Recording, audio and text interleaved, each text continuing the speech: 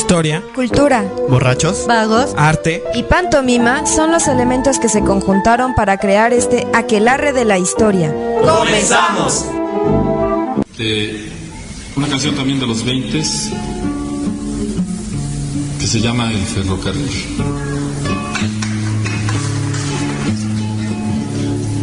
Nomás no sean mal pensados, conmigo.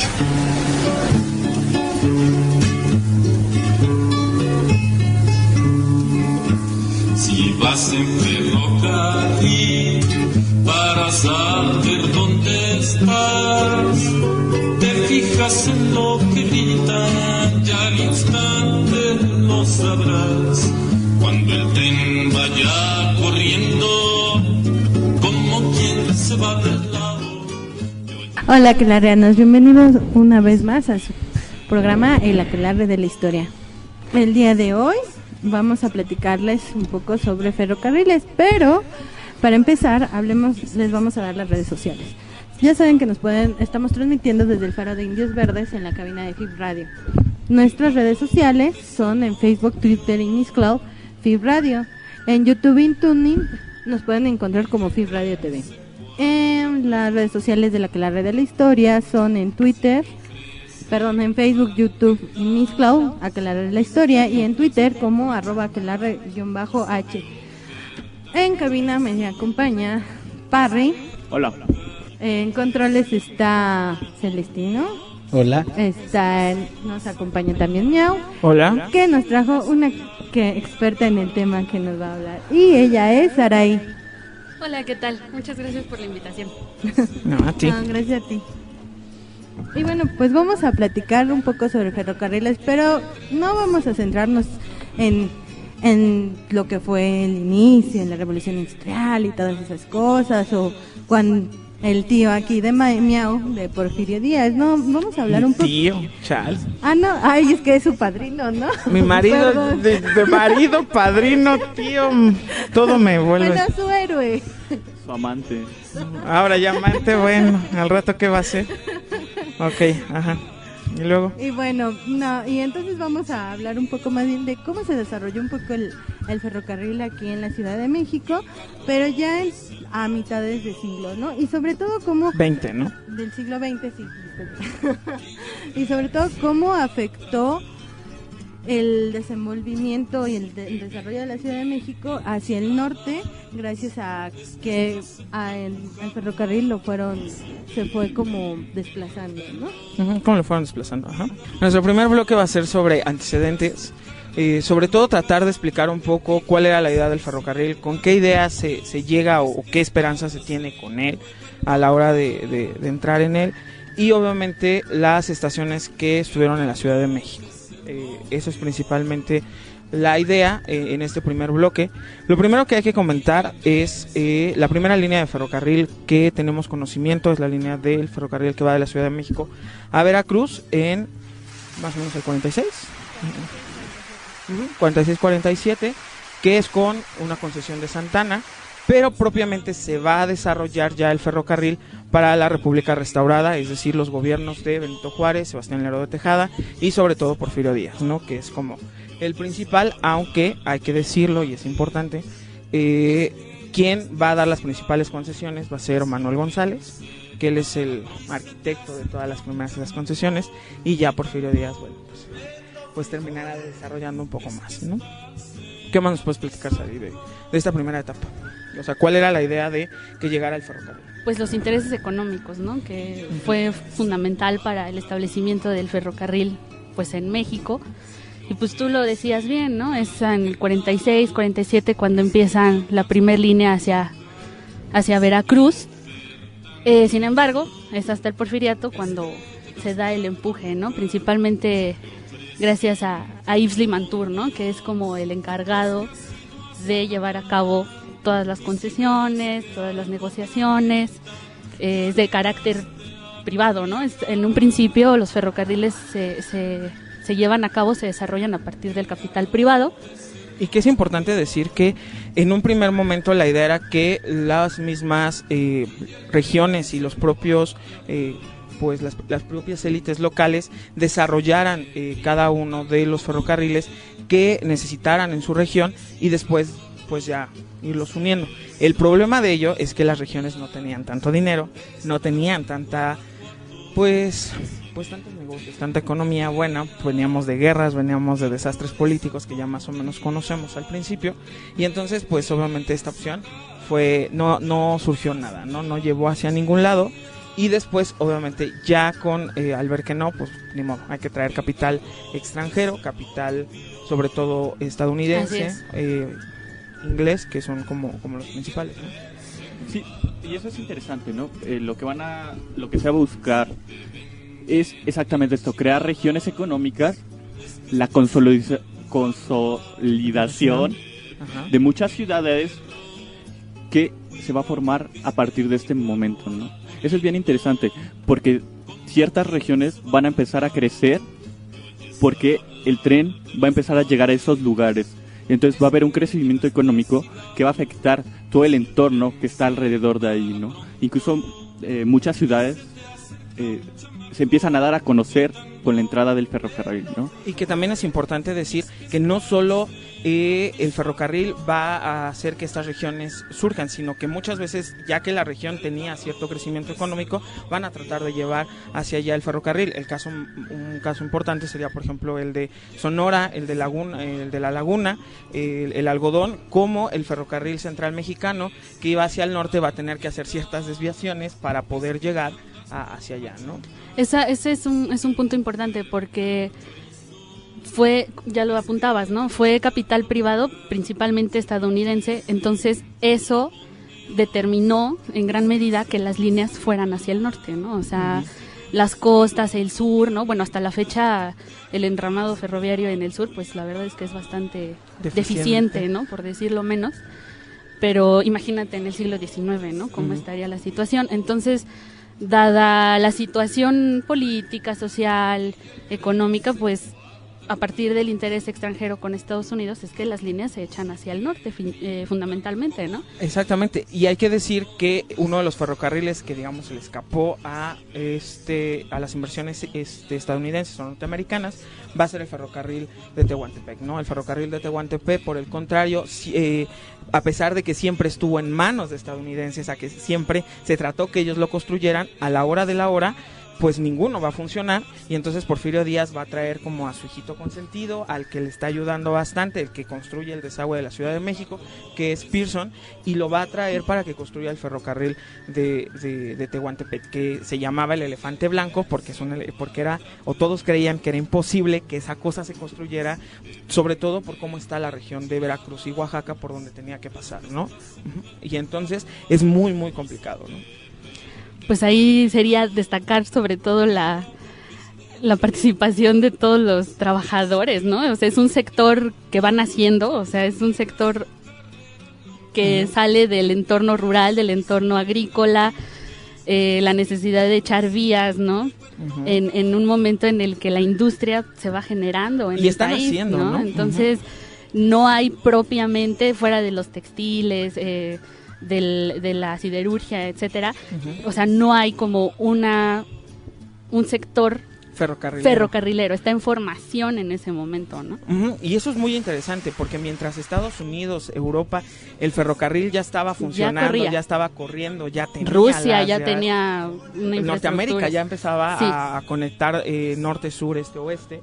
Y en cambio para nosotros era una gran novedad verlo ahí, verlo construir, o sea, la primera línea que funcionara y que marchara, pues obviamente era muy importante. Entonces, todo lo que van a hacer alrededor de ella va a ser sumamente importante, porque se van a tener que crear tanto actividades, tanto espacios que no existían para darle desarrollo a esto que en teoría era moderno y que en teoría era nuevo, y que se tenía demasiadas esperanzas. Algo que llama la intención muy importante es que, para quedarnos y cerrar este primer bloque, es que la idea era engancharnos a la locomotora del progreso, ¿no? Y creo que eso es lo que resume esta primera parte, ¿no? El intento por crecer, ¿no? Sí, y de hecho eso se me hace bien interesante, que la propia movilidad que va a traer el tren, eso creo que es un tema muy interesante. Ahorita tal vez lo abordemos un poco más cuando regresemos, pero toda la gente que va a movilizar, todos los productos que se va a poder mover con la rapidez y ahorrando muchísimo dinero, ¿no? Porque hay que recordar que a principios del siglo XIX se movía a través de animales de carga, que era lento y llegaba a ser muy costoso, ¿no? Entonces, demasiado. Con la entrada del tren va a cambiar totalmente cómo se mueve la gente y los productos.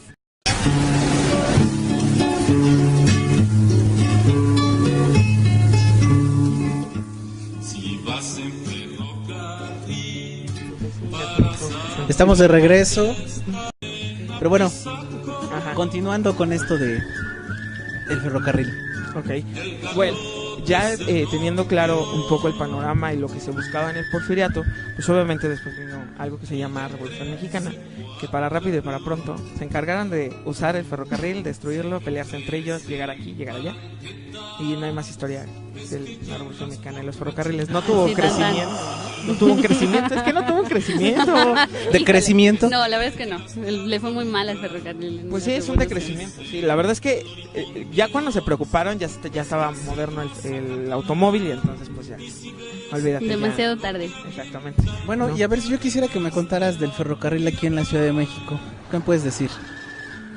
Bueno, habían diferentes estaciones. También hay que entender, ¿qué vamos a entender por Ciudad de México, dependiendo de los años, ¿no? Uh-huh. Entonces, principalmente en el centro histórico, que es como todavía lo que se considera la Ciudad de México, pues van a estar principalmente la estación del Ferrocarril Central y el Mexicano. Ajá, son los dos únicos que llegan aquí. Y bueno, más un tren que estaba como jalado. Uh-huh. Porque técnicamente el que pasa ahora, que está por la Villa, o el de San Lázaro, que ahorita ya es la Ciudad de México, en ese momento pues realmente están a las afueras, ¿no? Del Tacubaya.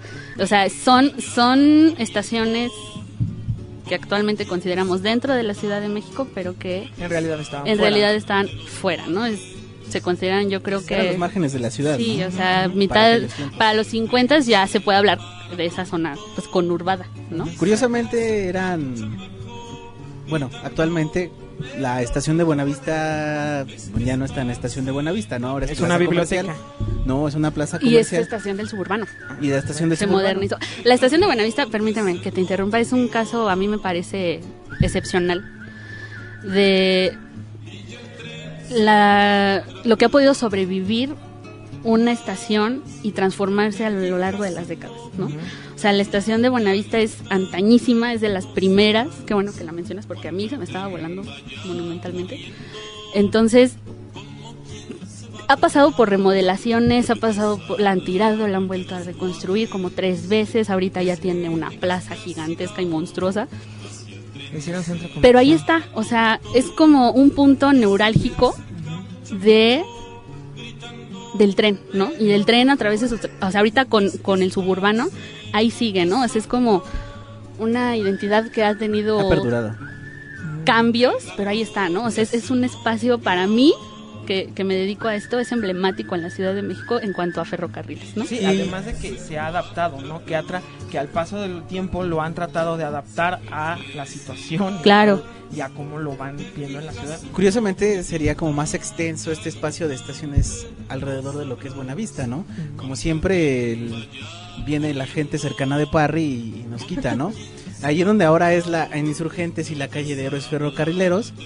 Antes también hay otra de las estaciones del tren, ¿no? Que ahora está como lo que es la Basílica de Parry, la sede del PRI, ¿no? Y se extendía por otras partes así alrededor de la Colonia Guerrero, ¿cuál es la de al lado? Santa María la Ribera. Santa María la Ribera, que son colonias ferrocarrileras. Exactamente. Desde siempre, por ¿no? excelencia, ¿no? Entonces sí, eso también es como interesante, ¿no? Los espacios que se van apropiando los trabajadores. Exacto, que precisamente es importante decirlo, ¿no?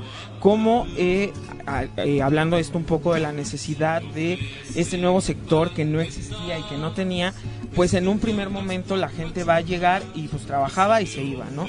Pero entonces llaman los inversionistas, la gente que contrataba, la gente decía, no, espérame, no te puedes ir, necesito que estés cerca. Ajá. Entonces, ¿qué van a hacer? Empezarles a construir casas, habitaciones alrededor para que vayan estableciéndose y para que vayan estando dentro de eso que se va a llamar estaciones ferrocarrileras, para que cuando se necesiten estén a la mano, ¿no? Y estén en posición, y eso va a generar que empiecen a surgir nuevas zonas de población que no existían en el mapa en algún momento, y que obviamente va a traer ya establecidas en más gente que vendrá de otros lados, gente también extranjera que también se va a establecer y que va a empezar a jugar con los intereses mismos, ¿no? Es interesante esto que mencionas, porque ya, por ejemplo, Juan Rulfo tiene fotos sobre... Hermosísimas. Otro de los amores de este señor. Que hablan exactamente, que muestran exactamente esto de lo que están mencionando. Las familias cerca del tren, cómo vivían, ¿no? Eso es bien interesante también como documento para ver cómo ha cambiado la ciudad, pero también cómo vivía las dinámicas, ¿no? De las familias. Sí, bueno, es muy interesante lo que hablábamos del espacio de Buenavista, ¿no? O sea, Buenavista es un espacio importante por la estación, ¿no? Y después lo va a hacer también porque en términos administrativos ahí también se va a concentrar toda la cuestión, pues, de los trámites, de los ingresos, todo lo administrativo, vaya, ¿no? Sí, que va a ser la estación principal. Ajá.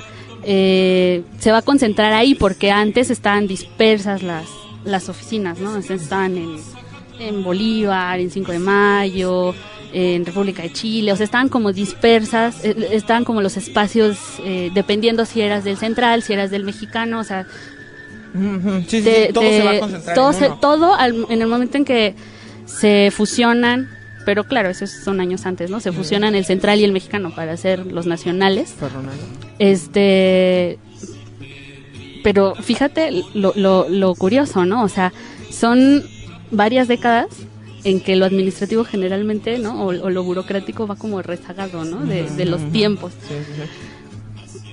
Yo muchas veces no me explico cómo es que si se fusionaron desde un principio el Central y el Mexicano, ¿qué te gusta? En el 7, ¿no? O sea, fue muy a principios del siglo XX.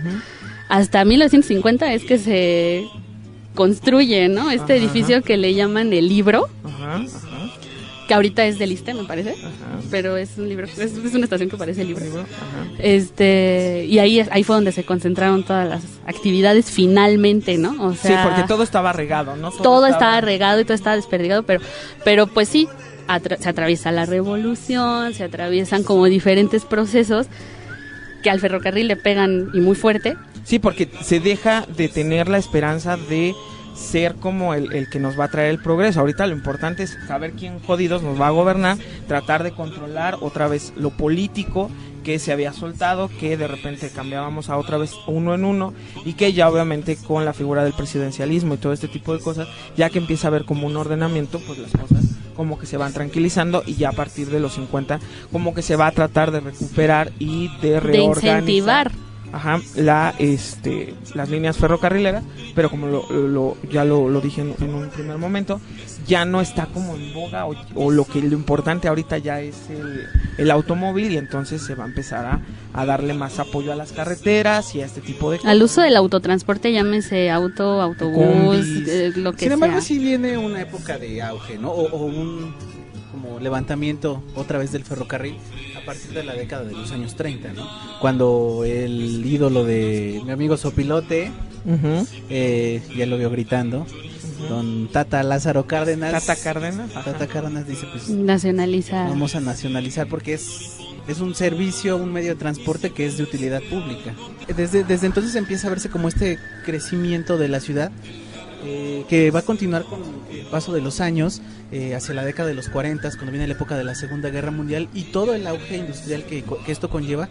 Obviamente interviene mucho el ferrocarril en el transporte de materias primas hacia Estados Unidos y hacia otras regiones donde estaban fabricándose diferentes materias, ¿no? Sí, pero a marchas forzadas. Hay que decir que desde sus inicios, prácticamente desde los 40, el Ferrocarriles Nacionales se mantuvo en números rojos muy buen rato, ¿no? Y la infraestructura le costó mucho trabajo recuperarse después de la revolución, ¿no?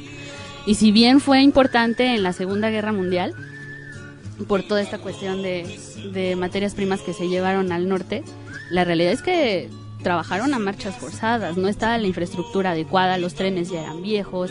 Como la mayoría de las cosas que estaban, ¿no? Exactamente, entonces sí prestaron un servicio que yo digo ahí más bien se la rifaron los trabajadores, como en casi toda la existencia del ferrocarril aquí, porque siempre han estado como en situaciones bastante... Sacando al güey de la barranca. Así es, entonces sí fue muy importante en términos de transporte de carga de pasajeros, ¿no? O sea, resultaba un transporte económico. No sabría si eficiente, pero sí económico en comparación con el transporte carretero, porque además también la infraestructura carretera pues era muy raquítica. Empezaba, ¿no? Entonces, digamos que además de que era toda una experiencia, ¿no? O sea, yo lamentablemente pues, ya ninguno de nosotros alcanzó esa experiencia, ¿no? De viajar en tren, pero pues yo de familiares, mi mamá, seguramente a ustedes les han contado, ¿no? O sea, era toda una experiencia. Era lento, sí, era muy tardado, era incómodo muchas veces, pero era una experiencia inigualable, ¿no? Viajar en tren. Y de que llegabas, ¿no? Sí, a lo mejor con un día de retraso, pero llegabas. Pero llegabas, ¿no? Eso era lo importante, ¿no? Al final del día, que la importancia que va a tener este tipo de transporte, ¿no? Y que es sumamente interesante, ¿no? Porque obviamente lo que va a generar y lo que va a hacer el cambio para lo que va a seguir después es que el ferrocarril ya no lo van a ver como útil, y entonces pues ya le van a decir, bueno, no, ya no, es muy costoso el modernizarlo y mantenerlo, y entonces pues hay que darle un giro y buscar algo que sea más rápido, que sea más barato y que nos ayude mucho mejor, ¿no? Entonces el ferrocarril va dejando o va a ser en desuso. Actualmente el ferrocarril nada más tiene algunas, la principal son de cargas, si mal no me equivoco, y funcionan dos como turísticas, ¿no? Que es la del Chepe. Ajá, Chepe, y la de Guadalajara, la de Tequila, ¿no? Que son las dos únicas que funcionan, y la más conocida es la Bestia, que es la de carga, ¿no? Que es de carga y que lleva los... ¿Él? No.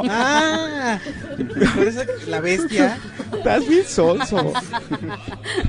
No, que sirve principalmente, bueno, es un medio de transporte que utilizan los centroamericanos para tratar de llegar a los Estados Unidos.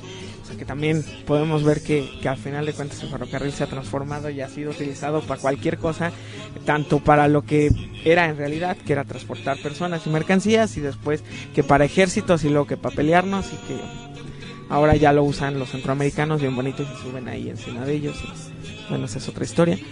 Pero no, creo que es importante como tener esta relación. Sí, creo que es importante esto que mencionas, la importancia que ha tenido en el imaginario de la población. Se refleja incluso en la literatura, ¿no? Ya lo tenemos con Arreola, con su Guardaagujas, ¿no? Que es un cuento muy bonito, que está hablando exactamente, relacionando al tren con el propio desarrollo del país, ¿no?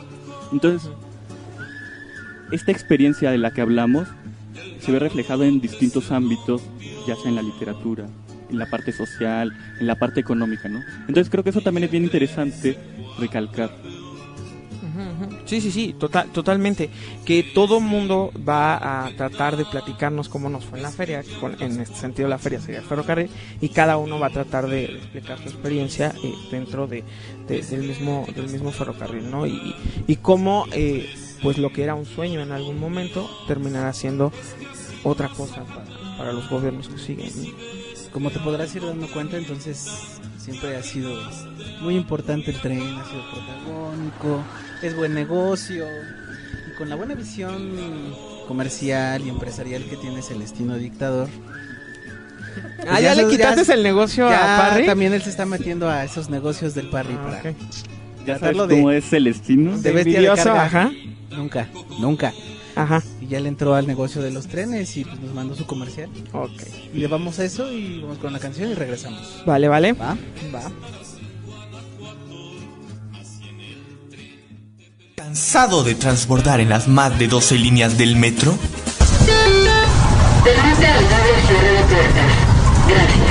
Antes que entrar, permita salir, no sabe leer. ¿A cuál le dieron, Al 11. Aquí estamos en el 11. Empujen para que... ¿Miedo de subirte al nuevo teleférico de Catepong? Filma el evento para que le enseñes a tu papá. Sí. Vamos a grabar la cara de susto de todos. ¿Está bien? No. Tranquila. No pasa nada. Está tranquila. No la habían subido. Pues no pasa nada, señora.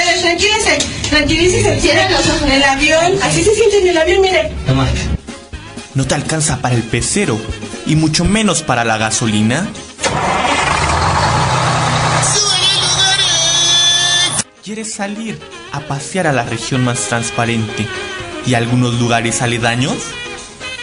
No lo pienses más y en estas próximas vacaciones de verano contacta a tu agencia de viajes favorita, Aquelarre Travel, la misma que te ha ofrecido experiencias a través de Grecia, Roma, Haití y próximamente China medieval.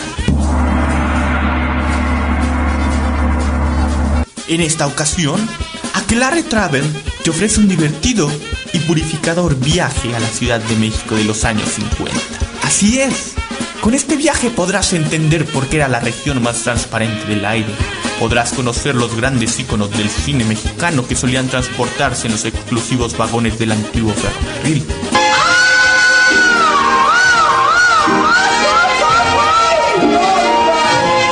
¡Ya llegó su pachucote! Ahora sí vengo bien pisto, Marcelino, por derecho. Nuestro paquete te da acceso a las 5 estaciones principales de ese entonces: Distrito Federal, Buenavista, Colonia San Lázaro, Hidalgo y Ferrocarril Mexicano.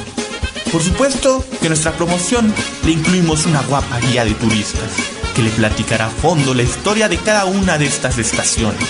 Podrá también obtener algunas de las varias mercancías que se distribuyen gracias al ferrocarril y podrá traerlas a su espacio temporal sin riesgos de que se le eche a perder o se le descomponga. Aproveche esta gran oferta, tiempo limitado, que en una de esas nos escucha el orejón, el innombrable, y nos privatiza. Mexicanos y mexicanas, Petróleos Ferrocarriles Mexicanos no se privatizará, será modernizado. Llame ahora y gracias a nuestras exclusivas técnicas espiritistas podrá tener la opción de conocer al mismísimo don Porfirio Díaz para que le apantalle con sus justificaciones de por qué trajo el ferrocarril al país. Nuestros operadores...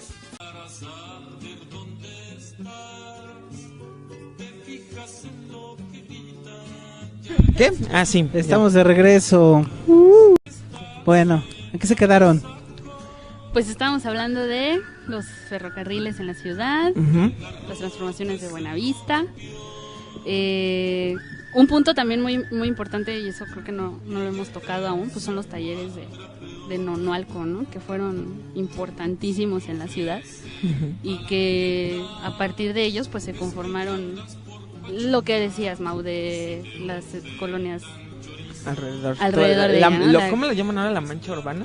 Así es. Ahora ya le pusieron... Que alguna vez yo platicando con Salvador Zarco, el director del Museo de los Ferrocarrileros, él me explicaba que sí estaban esas colonias, pero la Guerrero habían más trabajadores de talleres y de vía, que pues, o sea, que siempre ha sido como que son los sectores como más populares, ¿no? Los de menor, digamos, rango dentro de ferrocarriles. Y que la Santa María, Santa María de Herbal, ahí están como concentrados más los de trenes y los de oficinas. Entonces, pues a mí me pareció curioso, ¿no? O sea, que estuvieran como divididos de alguna manera. Pero era normal, bueno, al menos a mí me parece que desde muy inicio el ferrocarril, bueno, el que yo conozco más, que es el ferrocarril Tehuantepec, siempre estuvo así. La idea, por ejemplo, en Rincón Antonio siempre fue la mitad, ¿no? La mitad de un lado, que teníamos a los de talleres, mecánicos, fogoneros, bla, bla, de un lado, y del otro lado estaban las casas bonitas, los de oficinas, los de escritorio, los que ganaban bien, pero siempre se manejó, bueno, al menos en el de Pearson, que fue el que construyó el de Tehuantepec, siempre existió esta división como muy clara de hacia dónde iba cada uno, ¿no? Incluso tú vas a Rincón Antonio y existe cómo quedan estas dos casas. Tú ves de un lado, o sea, te puedes identificar muy fácil como cuál era de cuál, porque la de los trabajadores es como muy pobre, ¿no? O sea, tiene lo básico, una ventanita, un cuarto, una puerta. Y eso cuando eran casas, porque si no eran los vagones para los trabajadores de vía. Exactamente, si no... Y todavía hay. Exactamente. En Calzada de los Gallos, rumbo al casco de Santo Tomás, todavía está la vía, y al ladito de la vía están los vagones con familias todavía viviendo ahí. Exactamente. Bueno, y que, por ejemplo, nos platicas que allá en Rincón Antonio todavía puedes ver esa división, ¿no? Entre los diferentes grupos de trabajadores de los ferrocarriles. Pero ¿qué ha pasado aquí en la ciudad? Porque nos hablas de los talleres de Nonualco, ya se mencionó lo de la transformación que ha habido en Buenavista, pero actualmente vas y mucho de eso ya no existe. ¿Qué pasó en los últimos años? Bueno, Nonualco desapareció. Los talleres de Nonualco desaparecieron. Como la mayoría, ¿no? Sí, y que va muy ligado con esta visión de modernizar la ciudad, ¿no? De que ahora crezca hacia arriba, ¿no? O sea, muy a la Estados Unidos. Exactamente, ¿no? Entonces, sobre los talleres de Nonualco, que eran inmensos, se crea el complejo Nonualco-Tlatelolco, ¿no? Los edificios que están ahí ahorita, que no son poquitos, ¿no? No es un terrenito, ¿no?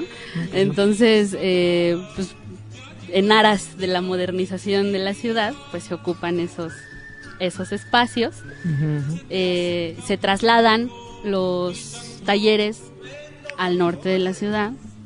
Al norte de la ciudad, más bien, ya es Estado de México, porque ya es Tlalnepantla. Se pasan los talleres a Tlalnepantla, que van a ser los del Valle de México, que hasta la fecha existen. Eso es como por 1951, 52, entonces también ya es otro momento, ¿no? O sea, en términos políticos, económicos, es la posguerra, ¿no? El crecimiento, estamos en el milagro mexicano. Estamos en el milagro mexicano, ¿no? Está toda esta cuestión que ya venía desde unos añitos antes, ¿no? Tratando de modernizarse los ferrocarriles con el llamado Plan Alemán, que se lleva a cabo en 48, 49, que, bueno, básicamente este plan era modernizar ferrocarriles, es decir, pasar de la época del vapor al diésel, ¿no? Era como la meta, ¿no? El sueño, el progreso, vamos a darle un empujón. Ya el ferrocarril de vapor ya ese ya pasado, no funciona, ya la moda ahora ya es con días, exactamente. Entonces eso ya pertenece al antiguo régimen, ¿no? Ahora vamos a la modernidad, y es la modernidad a partir del diésel. Vamos a modernizar lo que se modernizó, se supone, ¿no? Así es. Entonces, bueno, los talleres pues van a estar adecuados a partir del diésel, ¿no? Pensados en la tecnología de... Y que van a tener que enseñarles, ¿no? Porque no se tenía conocimiento. Efectivamente, ¿no? Ahí entran varias problemáticas, ¿no? Porque además, el caso mexicano, para variar, siempre estuvo lleno de muchos traspiés, ¿no? A diferencia de Estados Unidos o España, Europa, que es otro de los países que tiene una red ferroviaria bastante buena.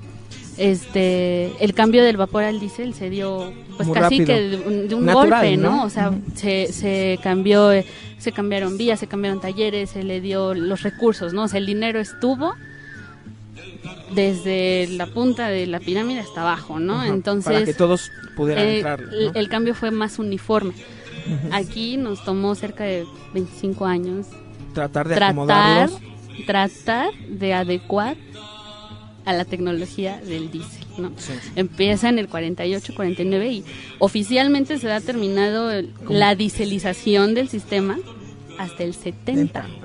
Entonces imagínense todo el tiempo que transcurrió para pasar de una tecnología a otra, ¿no? Cuando en otros países, nosotros estábamos terminando de dieselizarnos y en otros países ya están con la electrificación, ¿no? Entonces, como siempre nos pasaba, como ¿no? siempre íbamos a la cola. Exactamente, entonces, bueno, todo lo que eso conlleva, se trasladan los talleres hacia Tlalnepantla y empieza la consecuente migración, ¿no? De los trabajadores hacia el norte de la ciudad. Sí, porque obviamente pierden los espacios que les habían dado, ¿no? Y que ahora tendrán que buscar y acomodarse en otro nuevo lugar, en otra nueva zona, apropiarse de esa nueva zona que, pues digamos que vuelve a comenzar todo desde cero, ¿no? Que eso es sumamente importante, ¿no? Así es, empiezan además de que se conjugan, ¿no? Con este nuevo modelo de vivienda, ¿no? A partir de las unidades habitacionales, que es una cosa muy moderna para la época, ¿no? Los años 60, los 70, ¿no? ¿Qué es esto de las unidades habitacionales, no? No son vecindades, pero tampoco son casas habitación, ¿no? Y tienen espacios. Es todo, ¿no? Exactamente, ¿no? Tienen espacios para jugar, o sea, está como un modelo muy pensado como para, no sé, o sea, que estén los hijos, las esposas, Tlatelolco mismo, ¿no? Es como un ejemplo de eso, ¿no? Que no hubiera la necesidad de salir de Tlatelolco para abastecerte de todo lo que todo lo tuvieras, ¿no? Todo alrededor, lo tuvieras, ¿no? a la mano y muy moderno, etcétera, etcétera.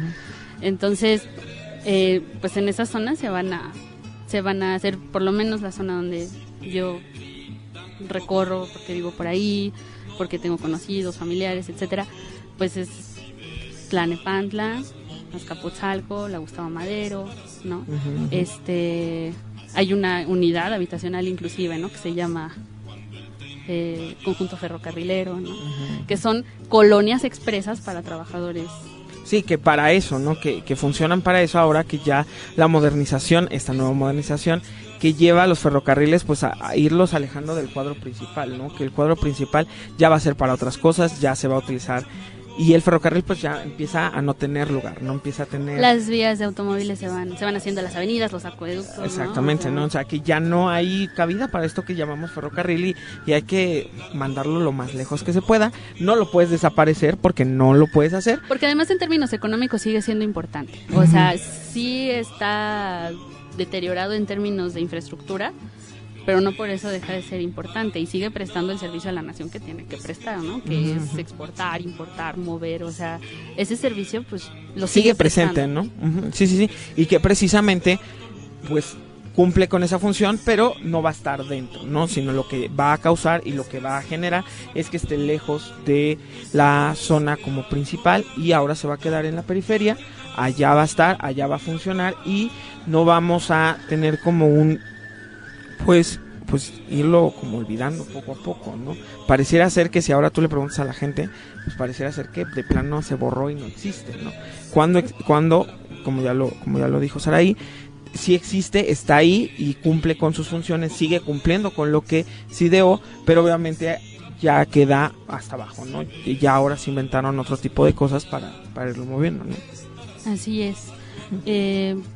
Los conjuntos habitacionales pues no van a ser los únicos que van a estar ubicados en esa zona norte destinados para los trabajadores, ¿no? Va a estar, ese es, me parece, uno de los rasgos más característicos del gremio de los ferrocarrileros, ¿no? Que procuran englobar al trabajador y a la familia, ¿no? No se quedaron con los puros espacios habitacionales, ¿no? Construyeron un deportivo ferrocarrilero, ¿no? En el cual podían entrar los hijos de los trabajadores, ¿no? Siempre es como que se procuró de alguna manera, fue un gremio que arropó mucho a los hijos de los trabajadores, ¿no? Desde los que tenían derecho, ¿no? Para empezar, en el contrato colectivo, los que tenían derecho a ingresar al gremio, ahí lo dice, ¿no? Claramente, tienen preferencia los hijos de trabajadores, ¿no? Entonces era un gremio muy familiar, había muchas redes familiares dentro de él, estaba tu abuelo, tu tío, tu primo, tu sobrino. Terminaba siendo, ¿no? Ajá. Entonces son espacios que no solo están en lo laboral, ¿no? También están en lo familiar, en lo cotidiano, ¿no? Convivimos tanto en lo laboral como en la casa, ¿no? En el deportivo. Que el deportivo a mí me parece también un ejemplo muy bonito, ¿no? Del tipo de gremio que era, porque se fomentaba el deporte, ¿no? El deporte por excelencia de los ferrocarrileros, pues es el béisbol, ¿no? Se hacían ligas de béisbol, de básquetbol, de fútbol, por supuesto, ¿no? Y podían estar jugando oficinas contra talleres, ¿no? O sea, como que tenían estas dinámicas de interactuar oficina, también, ¿no? Fuera de los espacios de trabajo, a los que también podían acceder los hijos, ¿no? Los hijos también podían hacer equipos también y hacer eso, ¿no? Así es. Entonces fue un gremio como que estuvo muy fuerte, unido, y no por eso, o sea, no es poca cosa, ¿no? No por eso tuvo una de las huelgas más importantes del siglo XX, no por eso tuvo uno de los movimientos más importantes de ese momento. Pues, está ahí, el núcleo está ahí, era muy familiar ese gremio, y para mí eso es como una de las fortalezas de ese gremio. Sí. Bueno, ya para ir cerrando un poco el tema y de todo lo que hemos hablado alrededor de este programa, pues simplemente hay que quedarnos un poco. Ahorita no sé qué vayas a concluir tú, Saraí y Parry en este caso, o Marce. Bueno, a mí me parece que lo que tenemos aquí, lo que vemos o lo que tratamos de enfocarnos en este tema fue precisamente eso, cómo estos espacios que en algún momento fueron primordiales, que se les dio todo el apoyo, que se les dio todo el progreso y que se trató de ver en ellos la modernización del país, cómo al paso del tiempo se van quedando, se van relegando, que también tiene que ver la movilidad, ¿no? En ese sentido de las personas, cómo van a tener una confianza, cómo van a acercarse al ferrocarril y van a tratar de poner sus esperanzas a ir creciendo, y al paso del tiempo igual, se van a ir relegando, se van a ir quedando fuera del núcleo principal, y eso va a generar totalmente cambios, ¿no? Es importante decir que mucho de esto que tiene importancia y que va a ser o que va a tener, va a ser la misma política mexicana, ¿no? Que suma a esto y que le va dando pues contexto a estas realidades como son los espacios ferrocarrileros. Y que, bueno, invariablemente el gremio ferrocarrilero ha sido uno de los más políticos, yo diría, ¿no? Ha sido mucho de su historia, de su trayecto a lo largo de su existencia ha sido definido muy fuerte por el PRI fundamentalmente, ¿no? O sea, por supuesto que estaba la disidencia, por supuesto que estaban estos sectores que siempre trataron como de desmarcarse, ¿no? En este sentido de la dirigencia empresarial, ¿no? Y sindical en algunos puntos, ¿no? Yo diría que a excepción de Vallejo, todos los demás pues estuvieron al servicio del Estado completamente, ¿no? Pero pues sí, o sea, fue un sector de comunicaciones y un gremio laboral profundamente ligado al régimen, ¿no? Al régimen del PRI, y que pues cuando invariablemente les llega la privatización, pues ya le dan como la estocada final, ¿no? A ese tipo a ese transporte, ¿no? Que tanto había apoyado al PRI. Pero esos ya son otros temas. A mí, bueno, yo terminaría retomando un poquito esta idea que ya dices de la privatización. Todos los argumentos que se empiezan a dar del saneamiento de finanzas públicas, de modernizar, que entre el capital extranjero, ¿no? O sea, a mí me suena la necesidad, ¿no? Entre comillas. Muy parecido a lo que ocurrió con Pemex, ¿no? Entonces es bien interesante también hacer la comparación y finalmente esta idea de modernizar, pero muchas veces sin tener en cuenta a los propios trabajadores y cómo se pueden llegar a ver afectados, ¿no? Eso también. Sí, totalmente de acuerdo, ¿no? O sea, al final de cuentas es eso, ¿no? Como pues lo que interesa es modernizar, mover a México, ¿no? Y que al final de cuentas en ese mover a México no necesariamente... No lo vas a mover en tren. Exacto. Eso seguro, pero pues así es esto, ¿no? Así funciona, ¿no? Bueno, pues se nos acaba el tiempo. ¿Ya te sabes las redes sociales, Parry? Siempre. Con papelito en mano. Bueno, estamos en TuneIn, en YouTube como FIB Radio. En Facebook es Aquelarre de la Historia. Bueno, en YouTube estamos en FIB Radio TV y en Facebook, Instagram, estamos como Aquelarre de la Historia. En YouTube también estamos como Aquelarre de la Historia. En Twitter estamos Aquelarre como Aquelarre-H. Y nuestro correo es aquelarredelahistoria @gmail.com. No sé qué más. Pues nada, muchas gracias a ustedes por acompañarnos. A ustedes, bueno, espero que no sea la única, que haya más. Sí, hay mucho que hablar. Bueno, pues se nos acaba el tiempo y cerramos con una canción de 1970 de Shocking Blue, que para no decirlo en inglés se llama Nunca te cases con un ferrocarrilero. ¿Y cómo se dice en inglés? Nos la pidió la mija, que porque le llega, que se identifica. Nada más que la verdadera historia es que ella andaba con un vagonero del metro. Adaptable, sí. Entonces trató de adaptar su historia y verlo más romántico, pues, ¿no? Adaptarlo a la situación. No era ferrocarrilero, creo que vendía audífonos o de esos compilados de para amanecer bailando y eso. Pero bueno, nos vemos. Adiós. Gracias. Escucha este y todos nuestros programas por mixcloud.com. El link abajo en la descripción.